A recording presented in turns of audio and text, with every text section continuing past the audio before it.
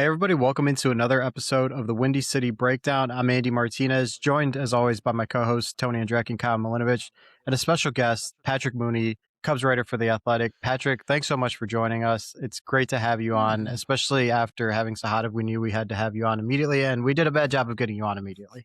Yeah, we'll let that one slide, Andy. It's always good to talk to you guys, and I understand everyone has to make personnel decisions, you know? Yeah, I'll blame Tony for that one. Yeah, you can. And so Patrick, actually, like over my shoulder here is all the 2016 credentials from when you and I were roaming Wrigley Field and Cleveland and LA and stuff covering it. So yeah, it's good to have you on, and obviously, we still see you around enough to the point where I know you can't wait for us to get back out at Wrigley Field and bug you in the press box a little bit more. It's hard to believe it's been 10 years, right? I mean, just seeing some of this stuff doesn't, on one hand, it doesn't seem that long ago. And then I'm sure you guys all know too, it also feels like a totally different lifetime as well in certain regards. Yeah, Tony and I go way back, a lot of fond memories, particularly during that sprint towards the end of 2016 there. I feel like we probably worked like 40 days in a row or something like that, from kind of the end of the regular season through the parade and stuff like that. And then I went to the GM meetings, which was a fun. I kind of just dropped that one on my wife, like after the World Series, like, oh yeah, I got to go to Phoenix like in 2 days. She was like, what? I was like, yeah, I didn't mention that. And then I just kind of let that one go by. But yeah, good. It is kind of funny seeing some of these old 2016 clips and thinking back to how things were back then. I'm speaking of that, just real quick, like while we're talking about 2016, Mooney, when you think about like that time and that, what that meant for the Cubs and everything, but like you covered everything obviously for years leading up to it as a beat writer, and then that fall, that like, kind of historic fall, what do you think about, like, what comes to mind for you from covering that 108-year championship, drought ending championship? Yeah, I think about it in terms of like, I don't think there's a bigger story that I'll cover in terms of like a season long beat, and I try not to compare it to then, because clearly the personalities are different. The stakes, I just think, aren't the same. That was something that drew in people kind of across the globe, but I still enjoyed doing it. And I'd like to think I've gotten better at doing the job. Still not as good as I'd like to be, but I feel like you kind of just try and capture the moment, whatever that is. And so while there aren't as many maybe eccentric personalities and the drama's a little different, like the Cubs are still kind of a circus and always interesting, and I appreciate the chance to be able to do that. I know we're going to talk about this season's Cubs and what's going on. Obviously, a lot of big news this week, but I'm curious, as we're talking about the 2016, have you seen or have you listened to the podcast that Rizzo and Ross have done, or have you seen clips? And like, I guess, what's your fondest memory from that 2016, like World Series aside? Like, is there a moment you look back on and are like, man, that's awesome? Because like that's been one of the cool things listening to the podcast myself is Rizzo and Ross asking like John Lester what his favorite non-World Series moment was from that season. Yeah, I've seen, it's funny, Andy, a friend of mine actually texted me that exact question yesterday, and he's not really a Cubs fan, but he's like, have you been listening to this? And I said, I haven't. I've seen clips here and there, and I'll probably take some time and listen here and there. I think of it a lot in spring training, to be honest, because it was and Tony covered a lot of that spring training for me, for NBC Chicago or CSN, whatever it was called back then. But just the like unpredictability of like what Joe Madden and Tim Buss would do, and also the internet was I was kind of in a different spot then too. You just never knew what would like go viral, so like you had to be out there for morning stretch because you didn't know if the strength coach his body would be covered in green paint and wearing like a Speedo for St. Patrick's Day. Like and just this sort of like hyper awareness of at any point the Cubs could just do something that would absolutely catch fire on the internet. And that's kind of my takeaway from that year of just, whether it was Joe Madden's one-liners, you had a lot of unpredictable kind of star players. You had Theo, just never really knowing what could really pop. That's kind of how I look back on that and at that particular time period. All right, I want to get to this year's team. Obviously, the big news this week with the Cubs, Cade Horton, undergoing season-ending surgery. I guess, what was your initial reaction? What does this mean for the Cubs, given what role he was expected to play this season? Yeah, I've said this on my podcast with Sahadev of like last Thursday was an off day, and so I wrote about how the Cubs were planning to unleash Cade Horton, and I don't know if that was foolish or sort of timely, just laying out like this is a thing, or they're not sure like what they can get out of him, but they're confident they can do it for these reasons, and that Craig Counsell's saying the first 3 weeks of the season are always delicate for starting pitchers. I guess you can't be surprised, right? Like, go ahead. I said I'm glad you brought that up because I was gonna say Cade Horton got hurt immediately after you wrote the story in the headline of they're gonna unleash him. But no, please keep going. I just thought that was hilarious. I go back and forth on that one of like I thought it was wrote in part because they're going back to Cleveland, where the 2016 site, and I still think it's amazing that starting pitching staff. I mean, Jed references it often. Like that was one of the kind of amazing things about that season, that 5 starters made between 29 and 32 starts. A homegrown pitcher did not throw a single pitch during the 2016 World Series. Hendricks, Lackey, and Lester all pitched into November of that year. So that's kind of my mind was on it of like, Cade Horton is this ace. I felt he was not written about as much as probably should have been. And I'm including The Athletic in that, just like he's sort of like, wow, he was great in spring training. There's just a lot of other stuff going on. Felt like there's a lot of time devoted to like kind of Ben Brown and some of the other question marks on the staff, whereas like, oh, you have Cade Horton right here. And I guess it's not shocking he got hurt. And that's another thing too of like, you guys know how it is when you're trying to plan a bigger story or like a profile on someone. And like with Cade Horton, our idea was, oh, he's starting game 1 of the playoffs at Wrigley Field. Let's get a story ready for that last year. And that doesn't happen. And then, all right, what if this guy's starting the All-Star game? What if he is contending for Cy Young this year? Like, let's get to work on that now. And obviously that material will just sit in a Google Drive for a while. And it's like, can the Cubs count on him ever again? And I think you'd bet on the person, his competitiveness, his focus, his drive, all of those things. But it's just a tough spot when you only have so many windows with the young pitcher when you have a playoff caliber roster. And right now he missed last October. I guess he would have been ready if they had advanced to the NLCS, but clearly out of the picture for the rest of this season. And I think it's just it just underlines kind of the fragile nature of young pitching, even for someone who's extremely athletic, extremely diligent. You just never know, because in talking to Sahadev, he made it sound like this kind of came out of the blue. I think that was Carter Hawkins's quote of like, some guys you hear, they say, oh, my elbow's kind of barking, or, shoulder's kind of bothering me. Like this, it seems like was just all of a sudden, feeling it in the wrist. And clearly the optimistic tone they tried to strike in the clubhouse afterward did not line up with reality. Yeah. And I think the thing you hit on there is a question that's bounced around my head since we found out is, can the Cubs ever count on him again, rely on him again? And it's an answer that we don't know right now. And I agree with you on everything else you said too. I mean, I think Cade Horton I've been so impressed with him and his, the like kind of intangible aspect surrounding him, that like it's kind of hard to believe that he hasn't even been up for a full year in the big leagues. It was May or whatever last year that he came up, and yeah, I mean it's a guy that I thought was going to take like a huge step, be in that Cy Young conversation, possibly start the All-Star game, start game 1 of the playoffs, like all that kind of stuff. But even if, a best case scenario, you're getting kind of the Justin Steele surgery and you're out into late May of next year, obviously with his age and injury history, maybe they are even more conservative with him.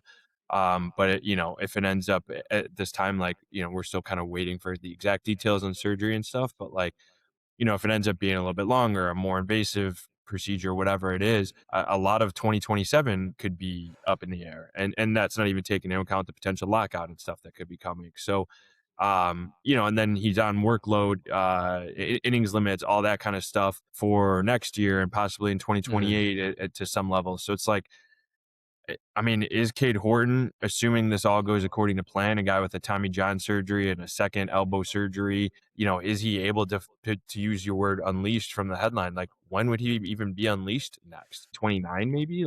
It's hard to like think about all of that stuff. But Mooney, kind of along those lines, like, does this change the calculus for the Cubs? Short term, medium term, long term, like being without Cade and understanding that they may not have the Cade Horton that they were hoping to get this year for another couple of years. Like, what does that do for the Cubs outlook? I think it certainly lowers like their ceiling, their best case scenario, because I think that would be Cade Horton, Justin Steele, Edward Cabrera, starting their first round playoff series.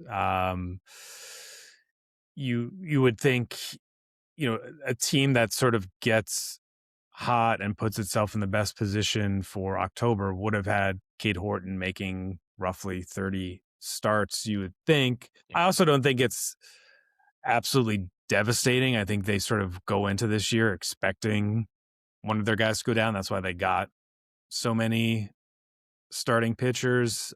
Clearly, you don't have to look too far back. Like Justin Steele, that was a huge injury, and they won 92 games. Granted, they still didn't win the division, and they got bounced by the Brewers, who embarrassed them again. They're small market rivals.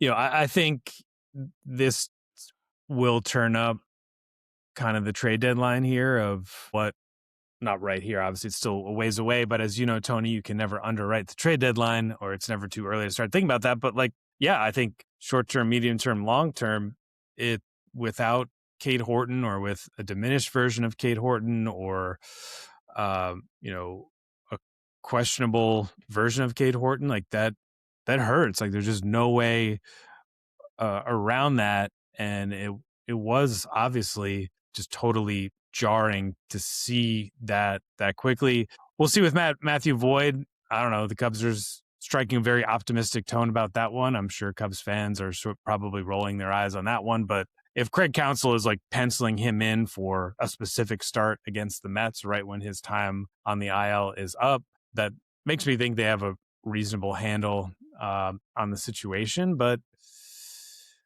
what happens? I mean, Edward Cabrera hasn't done it for a full season. I'm optimistic about Shota Imanaga just performance-wise, but he has a lot to prove this year. And Jameson Taillon's pretty steady.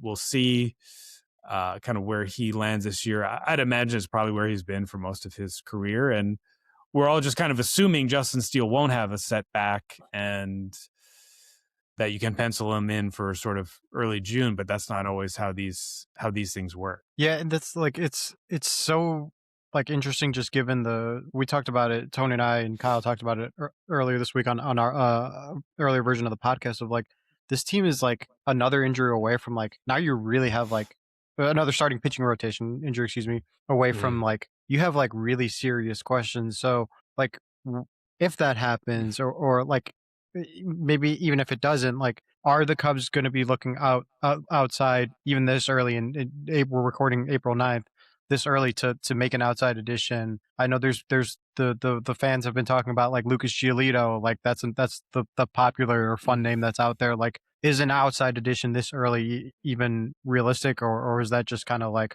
foolish to be thinking about right now? No, I mean, I guess it would be foolish for them to not do their jobs and suss out every possibility. It's not realistic to think that option is out there right now. I mean, the Quinn Priester trade, I think, is one that people have referenced. What the Brewers did last April, I think that was kind of unique, and they have draft picks to trade that the Cubs don't. Giolito is an interesting name. I've never gotten the sense that they were super high on him, and that goes back. He's been a free agent, I feel like, for a couple of times now over the last several off seasons. And it's not like he's ready to step into a major league rotation tomorrow. And it's not necessarily the money, but it's like, if you kind of go in on that, like, does that limit opportunities later this summer when maybe you really need that piece where there's a more attractive option out there? I think you got to see what you have in Ben Brown. I feel like they've been really high on him, and he has not fully delivered on that yet. Like, I think they put a lot of work and time and effort into what his career could be. I think you got to see what you got in that. Javier Assad, just Andy, he just does what he does. Like, he gets pulled back and forth, and call him up, and he's pretty good. And so I just don't know if any of those options out there are like that much better than what you already have in house. Yeah, Kyle just was texting in our group thread, the three of us, the other day about Javier Assad. He's like, I feel like he's a guy who'll put up a 3.7 ERA in the majors and in rookie ball. Like, for whatever reason, he's just a guy that would just like, he'll go out and perform, maybe not dominate at like any level, but like whenever he gets the call, he answers. Right, Kyle? What's your Javier Assad thought? And say, like, so he started on Tuesday. That was obviously when the news broke that Cade was going to be out for the season. And you could obviously look at it as doom and gloom, but to me, it was seemingly Assad was the perfect guy to get the ball that day. He's just going to give you 5 2/3, maybe 1 or 2 earned runs, ho-hum, just keep it moving, get guys out with runners in scoring position, nothing flashy. But you're right. Like, and I think it was Greg Huss on Twitter. He said that he could be in the majors or in the Arizona Complex League, and he's just going to post a 3.75 ERA no matter what he does. There you go. Yeah, he's stable. He really is. He's not flashy. He just gets outs. So, Patrick, we were talking about like the pitching staff and who needs to step up. Ben Brown's obviously a part of that equation, but like, to me, I feel like I look at the other 3 guys that they signed this offseason, and the Phil Maton, Jacob Webb, Hunter Harvey, these veterans who have been a huge part, or who were a huge part rather, of the offseason. But all 3 of them have struggled to start the year. I mean, Maton especially. Like, maybe it's an Andy jinx because 2 podcasts ago, you're going to take credit for this one or blame for this one, Andy? Yeah, like last week on the podcast, Patrick, I was saying, like, watching Phil Maton up in the press box, I'm like, this guy's disgusting. Like, I don't know, like, he's going to be such a great weapon for the Cubs bullpen. And then I feel like he hasn't recorded him out since I said that. Yeah. So that's my fault. All right. So Patrick jinxed Cade Horton, and then during Andy jinxed Phil Maton. But all right, Patrick, like, what do you make of the bullpen so far? Because those 3 guys, I mean, it creates situations like Game 2 of the doubleheader on Sunday, which we talked about in the last episode too, of like, where does Craig Counsell go? He has these 3 guys who have all had, varying levels of struggles in the early going. So he goes to a guy like Ben Brown to try to get multiple innings and save the pitching staff a little bit on during a doubleheader. But like, what do you kind of make of this bullpen struggles and how the Cubs right the ship here? Because at this point last year, we saw a completely different bullpen from the unit that was amazing down the stretch and in the playoffs for the team. Yeah, when I'm up in the press box, I generally try to stay away from the bullpen day to day, or when I'm in the clubhouse, just like it's too unpredictable. The sample sizes are so small. We're talking about guys who, are kind of like, the Cubs don't put a ton into their bullpen. So it's like, why do you expect to get a ton out of it? You know what I mean? Of like, I think Hunter Harvey is interesting. I think it's kind of curious that they're a guy on a 1-year deal. They're already they know they have to manage him carefully. Super impressed with Daniel Palencia. I thought that was an awesome moment for him, and seeing him come back to camp in Arizona. Andy's written some cool stuff on him, and I thought just kind of seeing his story play out that way was awesome. I think the Cubs, they kind of get the benefit of the doubt here. I think they'll probably figure it out. Like, I think Maton will be pretty good, but he was like a guy who, by Cubs standards, got a big contract. But if you look at the contracts that were handed out to like almost all the other big market NL contenders, it kind of pales in comparison. So, and the way I put it on our show was like, someone asked this exact question. It's like, yes, it's too early to overreact, but it is definitely an area of concern because the Cubs are always concerned about their bullpen. And I feel like there's probably some guy in Iowa that I've never heard of before that will wind up pitching pretty well for them. And one of these guys they were counting on, just like, it will not work. And we'll see, like, at the trade deadline. Like, I still think you could probably use another high leverage guy, like a guy with swing and miss stuff that you can really kind of maximize in the postseason. Sahadev wrote about Maton in The Athletic. We'll see if that jinxed him. But it was a pretty, from what I had heard about Maton from the moment they signed, that he's a very like buttoned up personality. I mean, Counsell has called him, someone who has a great pitching mind, very serious about his craft, like detailed process. Like I think there's a lot to like there. And he was coming off a good season. Like this was not a guy who was off the scrap heap or was looking to totally reinvent himself. Like he has a strong track record. I think he'll be fine.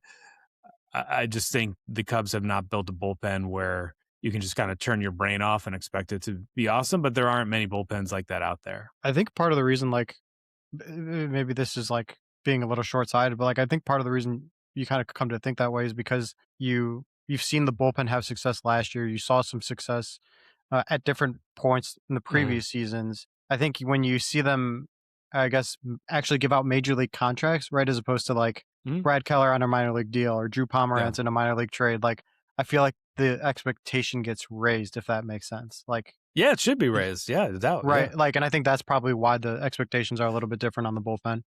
For sure. Yeah. I was going to say, wanted to mention, going back to the Cade Horton talk really quickly, one guy that we didn't mention was Jaxon Wiggins.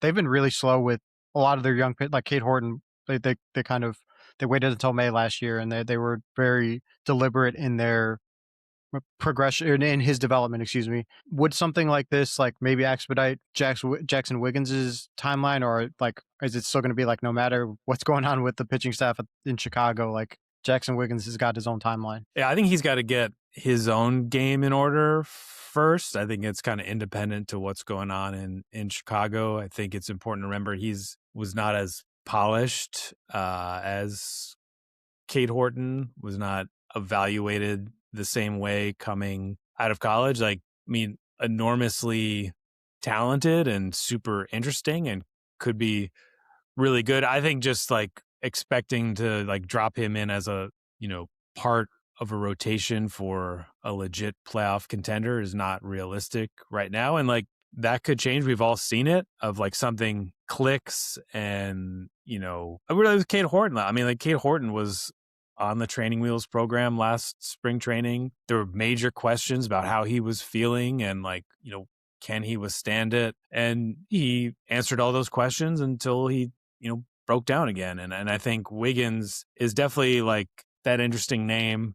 He's also kind of the only name, right? Like if you're going through like pitching, like, so that's what's always kind of confusing to me too, or something I just have to double check. Like, is he legit that good, or is he sort of like the only one knocking on the door? And I think that's still to be determined. Patrick, you mentioned in the Cade Horton talk too, just about Edward Cabrera. I mean, we haven't seen a full season of health from him. And, Shota has missed time. Jameson Taillon has missed time in the past. Obviously, Boyd has a checkered injury history, is currently on the IL. But like, what has been your impressions of Edward Cabrera so far? And just how maybe is there more of an emphasis or importance placed on him, fairly or unfairly, with the Cade Horton injury news? Yeah, that's a good point, Tony. I should have mentioned Cabrera in terms of when I look back on spring training, and you always have like a million different ideas. And I just felt like Cade Horton was sort of like not written about as much as he normally would, just because there was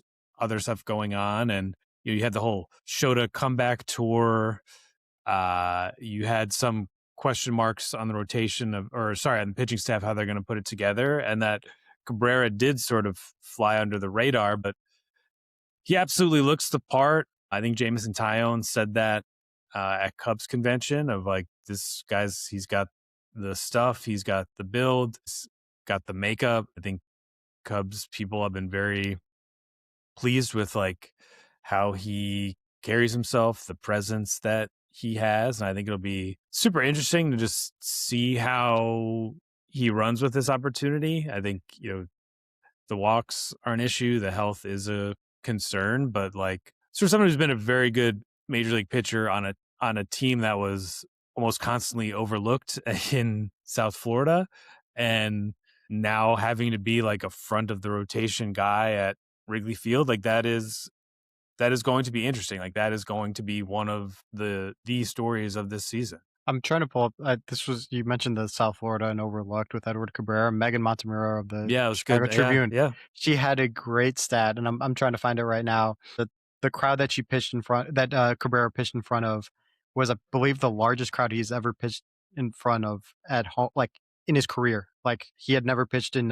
So yeah, here we go. The largest home crowd that Cabrera had ever pitched in, 36,702. That first game at Wrigley Field that he pitched in his 44 career home games with the Marlins, they averaged 11,118 fans. Wow. And that includes the team drawing about 34,000 last year, twice in games that he started. So that is an incredible stat from Megan that overlooked. Like there's no one looking really. Yeah, that's how that's how I've framed it when I've asked about him, to just try to like collect material on him of, Cubs people talked about him as this band that hadn't like gotten big yet, or some like TV show that people aren't really talking about yet, of like, oh, Edward Cabrera, and like why is it? And I think when you just like see him in person, you sort of get it. You look at some of the characteristics of his pitches, very interesting, and he has made improvements and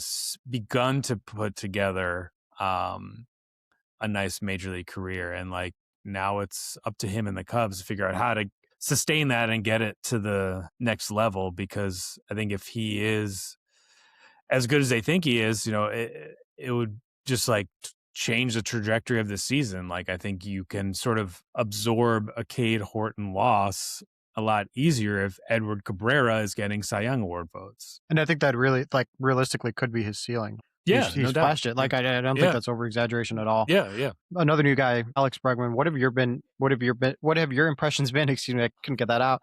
Of him, and what do you kind of expect? The rest of the way from him. Yeah, I mean, my interactions with him have been somewhat limited because he was away for the WBC and the way my spring training schedule broke. But the handful of times I've spoken to him, he seems very observant.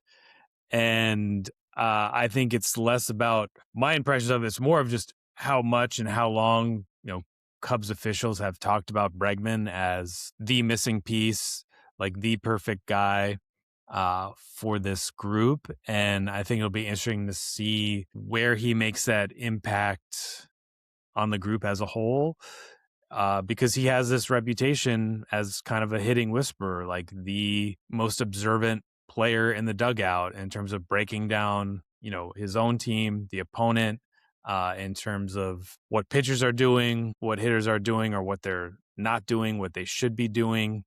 And when you have him in a group that, as you guys know, is super into it. And like, I think that's probably a surprising thing for people on the outside. Like, all great baseball players are not necessarily into baseball. Like, usually to get to that level, you have to be, but certain groups take on different personalities, and sometimes, it helps to like not be as obsessed with it, or to like take a break. Like, I get all that. And it's not a criticism, but like this group is very like into talking baseball and studying the game and trying to pick up those finer details within each series. And I think Bregman, or at least that's why they're paying him, is to bring a lot of that out more often and to help push them to that next level. Yeah, Mooney, I think it's interesting.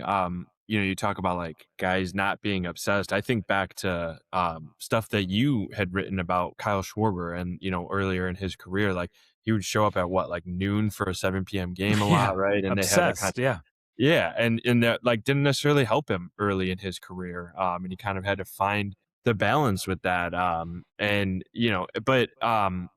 Speaking of just the way this team is kind of playing out and set up long term, Bregman's going to be around for a few years. We know Nico Horner is. We know Pete Armstrong is as well. Like, those are two contract extensions the Cubs have signed leading into opening day, and then obviously on opening day, Nico's news broke.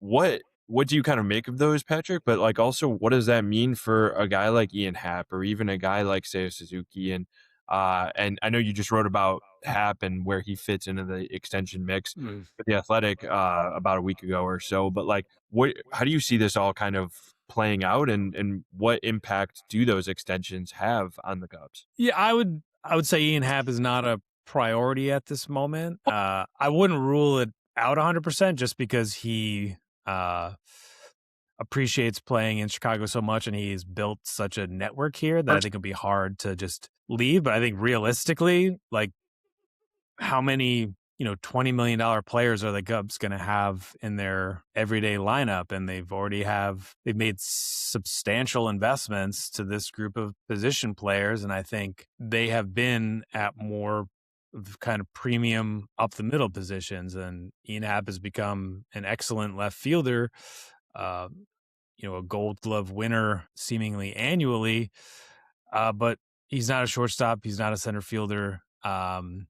I think that's one where the Cubs would probably let the market come to Ian and then they'd reassess. But I also think like they're going to have to rebuild their pitching staff next year. I mean, you already have Shota, Boyd, Tyone potentially becoming free agents. You can't really count on Cade Horton for a full season next year. Like, your money's going to have to go somewhere. It's probably going to go towards pitching. And I think, we'll see what happens with Matt Shaw. We'll see if Kevin Alcantara, gets a chance and runs with it. I think he's off to a pretty nice start, and he's a super interesting prospect. I think you kind of got to see what you have there. And like, I think Ian Happ brings a lot to this team. I think it's probably just a weird segment of social media or our comment section that likes criticizing him. I don't quite get it. And I don't think it's probably representative of how Cubs fans as a whole feel. I like to monitor social media in the comments just to get a feel for things. I don't want to put too much stock into it, but he's been a really solid player for the Cubs for a long time who loves playing at Wrigley Field. And I think that should not be discounted. But I just think guys who can play every day are hard to find. That's why they get paid so much money. And Ian Happ is an above average everyday player who brings a lot of good intangibles to your clubhouse. I just have a feeling when you look at supply and demand and what the Cubs are going to have to prioritize next winter, I have a feeling it's going to be a lot harder to line those things up, but not totally impossible. Does that kind of same boat for Seiya then, just given what you've mentioned? Yeah, I guess Seiya will be an interesting one. I think, again, you also look at this class of upcoming free agents. It's not very good. That's why they kind of went to those lengths for Bregman. That's why they wrapped up the Nico deal when they did. I think Seiya, if you're the Cubs, I think you still want to see it for a full season. Like, he obviously had a very good season last year, but kind of tailed off, and then was very good in the playoffs. I think just got to see where he's at health wise. I think how he does defensively. I think Andy, that's probably the good way to frame it. Of not impossible. But I think if you're Seiya, you'd probably want to see what your value is on the open market. I mean, we had that staggering kind of moment where his agent basically said, if Seiya was coming out of Japan and knew he was going to be a DH, he probably wouldn't have signed with the Cubs. I think there's kind of a lot of wait and see mode with Seiya, knowing that the teams that value metrics and will look at the data, Seiya's a really impressive player. I'm also not sure where, as a Japanese player, which destinations will appeal to them, or how many will appeal to him in the same way. Maybe that's being overly simplistic, but I think bringing both of them back, I don't really see that. Maybe one of the two, or if you're the Cubs, you have to stay involved and kind of just see where it goes. But I don't think you really have to rush into anything right now. Patrick, before we let you go, we've been doing a fun, I'll say a bit, because it really is a bit. One of Kyle's greatest traits is he's really good with dates, especially Cubs dates. And knowing so what we've been having everyone do is you just give a random date and Kyle will give you something that happened on that date in Cubs history. Not the year, though. Just June 23rd, 2013. Not the year, just the date. Sorry. Well, June 23rd. That's the easiest one. Then that's Sandberg's birthday. Not Sandberg's birthday. That's the Sandberg game. Yeah. Oh, yeah. okay. That's true. That is pretty easy. That's pretty easy. Yeah. How about September 10th? Ooh, September 10th. Well, I could tell you September 11th was when PCA made his debut, right, Andy? 2023. That is right. September 10th. I know that one. Yep. Let's see. Last year, September 10th, the Cubs played the Braves. Yeah, because the Bears played on Monday night, which was September 8th. The Cubs played the Braves. I think they beat the Braves 8. Who started? Tyone, I think, started that game. Check me on that, Andy. September 10th. I'm pulling it up right now. The Cubs won 3-2. Tyone started that game. He did not pick up the win, but he started that game. Oh, they didn't score 8? Maybe I'm thinking different. Right. Tyone started that game. Yeah. Okay. Who got the win? Was it hold on. Who was the lefty? Rogers. Oh, who was that lefty? Sorry. Taylor Rogers. Tyler or Taylor Rogers. One of those two. Yeah. There we go. This is Taylor September Rogers. 10th. Yep. There we go. Right. Well done. Useless information. That's a good one. Or in 2006, Patrick, the Bears beat the Packers. I knew that one. Okay. Start the season 1-0, 19-0. Very impressive. Very useless. Yeah. And you said this is one of the best skills that Kyle has. It's arguably the only skill that Kyle has. But it's a good one. That's good. That's good. Patrick, thanks so much for joining us. This was a blast. Thanks for all your insight. Make sure to check out Patrick's work on The Athletic. For Tony, for Kyle, Patrick, thanks for tuning in and listening. Anytime.